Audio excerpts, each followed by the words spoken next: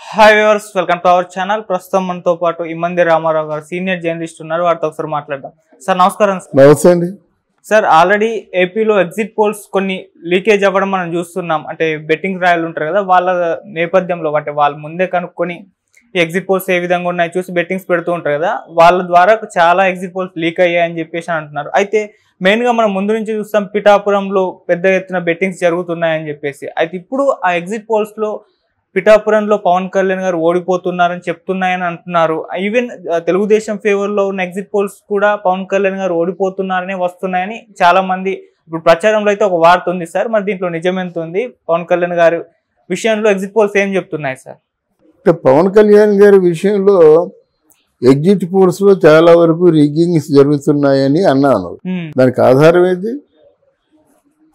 ఒకసారి ఎప్పుడో ప్రయత్నం చేశారు, అంటే తాళాలు అవి తీయడానికి తరుణ్ కొట్టారు. అంతేగాని రిగ్గింగ్ అంటే బాక్సులు ఎత్తుకెళ్ళిపోవడం అన్నమాట. దానికి అవకాశం లేదు.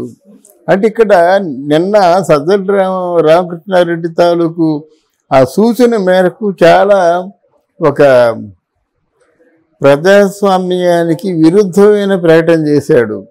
ఎవరైనా పోలింగ్ బూత్లో ఉన్నటువంటి ఎలక్షన్ ఆఫీసర్లని చాలా క్రమశిక్షణగా ఉండండి, తాట తీసేయండి, దొండగుల్ని రౌడీల్ని ఎవరికి అనుమతి ఇవ్వద్దు, అవసరమైతే పోలీస్ ప్రొటెక్షన్ తీసుకోండి అని ఇట్లాంటి శుద్ధులు చెప్తారు. అలా కాకుండా రూల్ ప్రకారంగా రూల్స్ ఫాలో అవుదాం అంటే రూల్ ప్రకారంగా నడుచుకునే వాళ్ళు మాత్రం ఎగ్జిట్ పోల్స్లోకి వెళ్ళొద్దు. అంటే కన్ను పన్ను అంటారు కదా, కత్తి అని, అట్లాంటి వాళ్ళే పంపించండి అని చెప్పాడు ఆయన. న్యాయంగా ఈసరికి ఆయన అరెస్ట్ చేసేయాలి. మరి చేయకుండా ఏ శక్తి కాపాడిందో మనకు తెలియదు. కానీ అట్లాంటి ప్రకటనలు బాగుండవు కదా. నేను రౌడీని చేస్తాను, నువ్వు ఒక రౌడీ తీసిరా, ఇద్దరు పోట్లాడుకుంటే ఎవరు గెలిస్తే వాళ్ళదే బాక్స్ అనుకుంటే ఈ ఎలక్షన్లు ఎందుకు? తర్వాత ఏంటంటే ఇంత భారీ బందోబస్తు ఎందుకు? ఈ ఖర్చు ఎందుకు? ఇదని చెప్పండి. ఇన్ని వేల కోట్ల రూపాయల ఖర్చు ఎందుకు? బలబలాలు అనాగరికంగా అటవిక జాతుల్లో ఉండేది. ఎవడు బలవంతుడైతే వాడే నాయకుడు.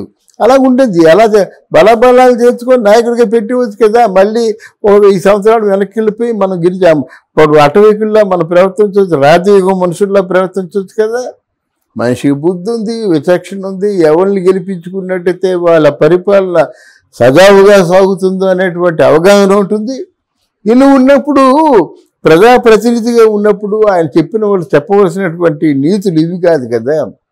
అయితే నెక్స్ట్ ఎలక్షన్ కౌంటింగ్ స్టార్ట్ అవుతుంది.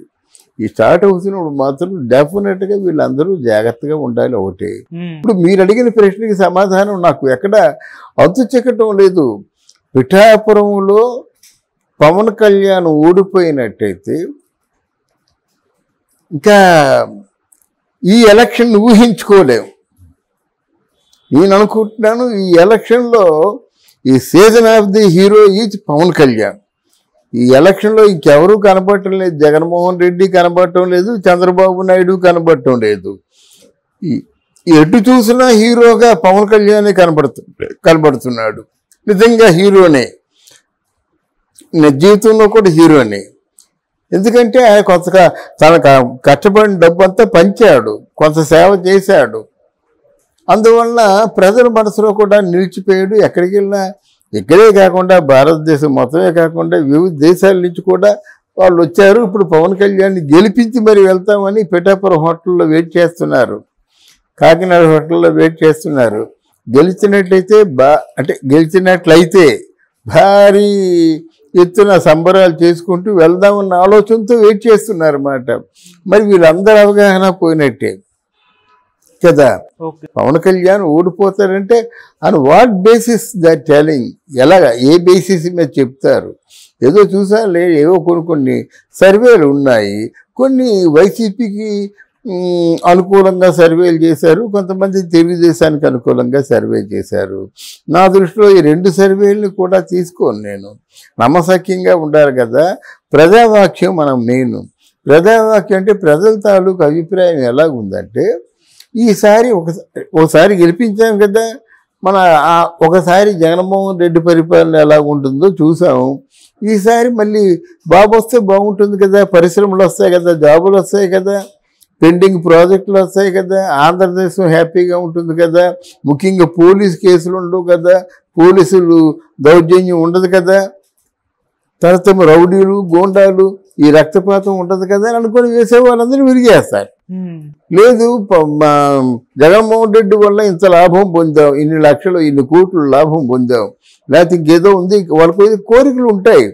ఇప్పుడు రూరల్లో వాళ్ళ కోరికలు ఏంటంటే ఉదయం లెగ్గానే 1వ తారీఖు మన పెన్షన్ కల్లా చూస్తున్నాం, మనకి అంతకంటే కావాల్సింది ఏంటంటే ఎవడొస్తే మనకి మనం ఏమైనా మన కొడుకులు ఏమైనా ఉద్యోగాలు చేసేయాలా అనేటువంటి ఆలోచనతో కొంతమంది ఉంటారు. వాళ్ళు ఓట్లు పడవని ఎవరు అంటారు లేదు, పడతాయి. కానీ మెజారిటీలో వాళ్ళు అనుకున్నది ఏంటంటే ఈసారి కూటమిని గెలిపిద్దాము, కూటమిని గెలిపించినట్టయితే మనకు బాగుంటుంది, అక్కడి నుంచి అంటే సెంట్రల్ నుంచి వాళ్ళ సహకారం ఉంటుంది, ఇక్కడ మనం కూడా చాలా తెలివితేటలతో ఒక విజన్ని మనం ఫిక్స్ చేసుకొని పరిపాలిద్దామనే ఆలోచనతో వీళ్ళు ఉన్నారు. మరి ప్రజలకు ఎవరు కావాలో నిర్ణయించుకుంటారు. బట్ నేను చెప్పేది ఏంటంటే 100 అయినా 106 అయినా పిఠాపురంలో పవన్ కళ్యాణ్ గెలిచి తీరుతాడు. లేదా పిఠాపురంలో పవన్ కళ్యాణ్ అలా ఆల్మోస్ట్ రాజకీయ సమాధి చేయాలనుకుంటే మరి మన జగన్మోహన్ రెడ్డి తాలూకు ఆయన రాజకీయం పనిచేయాలి. ఆయన రాజకీయం ఎలాగా ఆ బాక్సులతో ఉన్న ఓట్లు కౌంటింగ్ లేకుండా చేయాలి, అరాజకం సృష్టించాలి, కరెంటు నాఫ్ చేయాలి, ఈవీఎంలు మొరాయించాలి, పైన దుండగులు ఉండాలి, పోలీసులు నిద్రపోవాలి, ఇన్ని జరగాలి. జరుగుతాయేమో చెప్పలేం కదా. అలా జరిగితే మాత్రం మీరు అనుకున్నది ఏదో అవుతుంది. కానీ అంత గజారిపోతుంది అనుకోలేదు నేను. Election commission, state election commission, అలాగే మోదీ ఇందులో కూటమిలో ఉన్నాడు కనుక ఆయన పాత్ర ఉంటుంది కదా. ఓడిపోయినట్టయితే బీజేపీతో కలిసినందు వల్ల ఓడిపోయిందని అంటారు కదా, అందువల్ల మరి అబద్ధాలు సహకారం కూడా ఉంటుందని అనుకుంటున్నాను. ఇన్ని సహాయాలు ఉండి, లా అండ్ ఆర్డర్స్ స్ట్రిక్ట్గా ఉండి, ఎలక్షన్ కమిషనర్ కూడా స్ట్రిక్ట్గా ఉంటే మాత్రం పవన్ కళ్యాణ్ ఓటమి పాడు కాడు. అందులో పెద్ద పందెం ఏంటంటే పవన్ కళ్యాణ్ ఓడిపోయినట్టయితే నా యావదాస్తిని కూడా రాసి ఇచ్చేస్తాను అని చెప్పారు అనుభవం ఉన్న వర్మ గారు. వాళ్ళు ఎలా చెప్తారంటే కళ్ళు మూసుకొని చెప్పరు. వాళ్ళకి మొత్తం అక్కడ పిఠాపురంలో ఉన్నటువంటి ఆ మండలాలు కానీ ఆ ప్రాంతాలు కానీ అవన్నీ చూసుకుని వాళ్ళు క్యాలిక్యులేషన్ చేసుకొని చెప్తారన్నమాట. ఆయన చెప్పింది ఏంటంటే 1,00,000కి ఎక్కువ మెజారిటీ అని చెప్తాడు. నేను చెప్పింది ఏంటంటే 1,00,000కు పైన మెజారిటీ అని చెప్పను కానీ but he will win. Okay, he will come out of that election అన్నమాట. He will won also. అంతేగాని ఇది జరగదు. ఏదైనా ఒకవేళ బెట్టింగ్ రాయిళ్ళకి ఏదో కాసేపు ప్రశాంతంగా ఉంటుందనేటువంటి ఉద్దేశంతో ఇట్లాంటిది వాళ్ళు కళ్ళ. ఓకే, ఇది సత్యం. Okay sir, right. Thank you so much sir. Thank you అమ్మా.